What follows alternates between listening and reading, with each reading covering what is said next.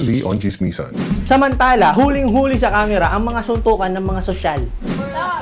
Yun na, yun na. Hawakan mo nga sa tenga, hawakan mo nga sa tenga. No! Stop! Leave! Now, go! Turay ni ate, no? Question lang, nung mga panahon ba na to, mataas ang araw?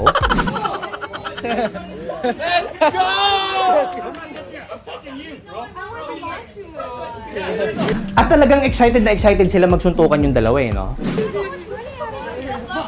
Ayan na. Question lang ulit, anong klaseng fighting stance to? Dapat siguro yung kalaban nito yung may fighting stance na ganito eh. No! Good! Get the fuck off! Alam nyo, sa tingin ko, galing to sa mga party. Lalo na to si Ateng. Everybody's hands go up!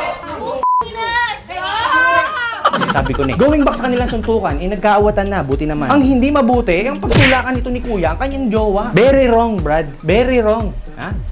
Tukang kita eh.